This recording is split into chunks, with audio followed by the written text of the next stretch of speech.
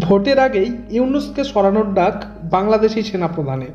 মঙ্গলবার ঢাকায় বাংলাদেশের সেনাবাহিনীর প্রধান জেনারেল ওয়াকার উজ্জামান দাবি করেছেন, নিরপেক্ষ, অবাধ এবং সুষ্ঠু নির্বাচন আয়োজন করার জন্য সরকারকে সব রকমের সাহায্য করবে সেনাবাহিনী। সেজন্য প্রয়োজনীয় প্রস্তুতিও নেওয়া হয়েছে বলে দাবি করেন বাংলাদেশের সেনাপ্রধান। সেই সঙ্গে নিজের বাহিনীর সদস্যদের প্রতি তিনি বার্তা দিয়েছেন যে তারাই হলেন বাংলাদেশের ভবিষ্যৎ।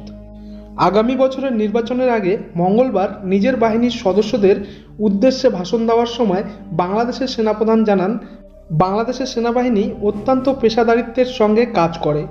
মাঠে ময়দানে যখন ডিউটি করবেন জওয়ানরা, তখন তাদের মধ্যে যেন পেশাদারিত্বের অভাব না ঘটে।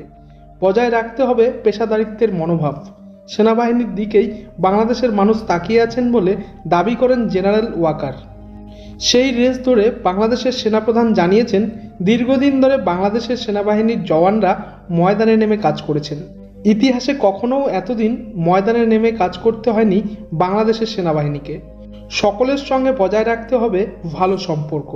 কারোর সঙ্গে কোনো দূরত্ব থাকলে সেটি মুছে ফেলতে হবে।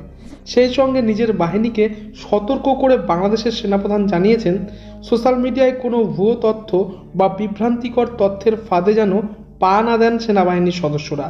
কেউ যেন সেনাবাহিনীর ভাবমূর্তি নষ্ট করতে না পারেন, সে বিষয়েও সতর্ক থাকার পরামর্শ দিয়েছেন বাংলাদেশের সেনাপ্রধান।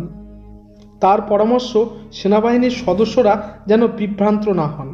এমনিতে শেখ হাসিনা সরকারের পতনের পর থেকে দীর্ঘদিন ধরে বাংলাদেশে সেনা অভ্যুত্থানের জল্পনা চলছিল যে অন্তর্বর্তীকালীন সরকারের প্রধান উপদেষ্টা মোহাম্মদ ইউনূসকে সরিয়ে বাংলাদেশের ক্ষমতা দখল করে নেওয়ার ছক কষছেন জেনারেল ওয়াকাররা।